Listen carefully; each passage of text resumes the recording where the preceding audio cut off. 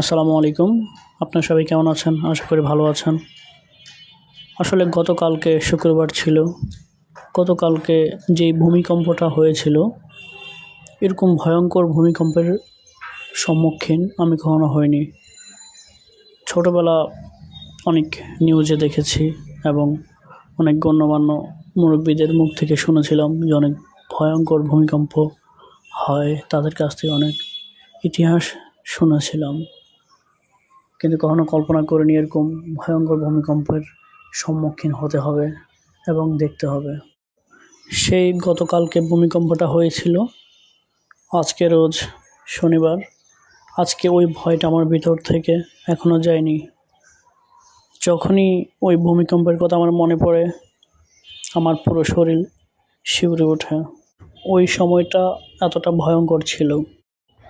তো আমি মহান আল্লাহ তাআলার কাছে এটাই চাইব, মহান আল্লাহ তাআলা যেন এই পৃথিবীর প্রত্যেকটা মানুষকে নেক হায়াত দান করেন এবং ইসলামের পথে থাকার তৌফিক দান করেন।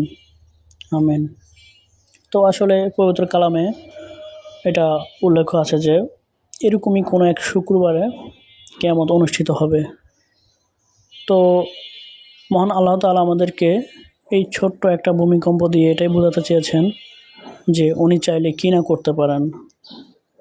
আসলে আমরা যদি দিনের পথে না ফিরে আসি, আমরা যদি খারাপ কাজে লিপ্ত থাকি, তাহলে কখনোই মহান আল্লাহ তাআলা আমাদেরকে ছাড় দিবেন না। আমরা চাইলে ওই দুনিয়া এবং আখিরাত থেকে বাঁচতে পারবো না। এই ভূমিকম্প কখন আসে? এই ভূমিকম্প তখনই আসে যখন অন্যায়, ব্যভিচার, শিরক, কুফরি এগুলো বেড়ে যায়। তো আসলে মহান আল্লাহ তাআলা যদি আমাদেরকে দয়া করে, মায়া করে এরকম বিপদ থেকে রক্ষা না করে, তাহলে আমরা সবাই ধ্বংস হয়ে যাব। আমাদের ধ্বংস ছাড়া আর কোনো উপায় থাকবে না। তো মহান আল্লাহ তাআলার কাছে আপনারা সবসময় একটা দোয়াই করবেন, মহান আল্লাহ তাআলা যেন এরকম ভয়ানক পরিস্থিতিতে কাউকে না ফেলে এবং এরকম ভয়ানক পরিস্থিতি যেন কাউকে দেখতে না হয়, এবং এই পৃথিবীর প্রত্যেকটা মানুষ যেন দিনের পথে থাকতে পারে এবং খারাপ কাজ থেকে বিরত থাকতে পারে এবং দিনের সাথে লেগে থাকে, এবং তারই সাথে মানুষ যেন 5 ওয়াক্ত নামাজ আদায় করতে পারে। মহান আল্লাহ তাআলা যেন প্রত্যেকটা মানুষকে 5 ওয়াক্ত নামাজ আদায় করার তৌফিক দান করেন এবং আমাদের সবাইকে ভালো রাখেন, সুস্থ রাখেন, নেক হায়াত দান করেন। আসলে সত্যি কথা বলতে এই বর্তমান যুগের মানুষ যেরকম খারাপ হয়ে গেছে, আগের যুগের মানুষ কীরকম ছিল? তারা 5 ওয়াক্ত নামাজ পড়তো। যদি মহিলা হতো তাহলে পুরুষদেরকে দেখা দিত না, যদি পুরুষরা হতো তাহলে তারা মহিলার দিকে তাকাইতো না, তার নিচের দিকে তাকিয়ে হাঁটতো, এবং মহিলারাও খুব ভালোভাবে পর্দা করতো এবং 5 ওয়াক্ত নামাজ আদায় করতো। আর এখন আসলে ওইগুলোর মধ্যেই কিছুই নেই, সব কিছু উঠে গেছে।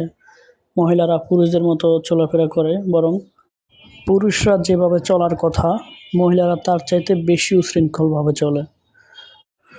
মহান আল্লাহ তাআলা যেন প্রত্যেকটা মা বোনদেরকে ভালো রাখে, সুস্থ রাখেন, নেক হায়াত দান করে এবং বেশি বেশি পর্দা করার তৌফিক দান করেন এবং 5 ওয়াক্ত নামাজ পড়ার তৌফিক দান করেন। আমিন। এবং আপনারা সবসময় মহান আল্লাহ তাআলার কাছে এই দোয়াটাই করবেন, আল্লাহ তাআলা যেন আমাদেরকে এবং এই পৃথিবীর প্রত্যেকটা মানুষকে যেন ঈমান নিয়ে কবরে যাওয়ার তৌফিক দান করে এবং 5 ওয়াক্ত নামাজ পড়ার তৌফিক দান করেন। আমিন। আজকের জন্য বিদায় নিচ্ছি। আল্লাহ হাফেজ। আসসালামু আলাইকুম।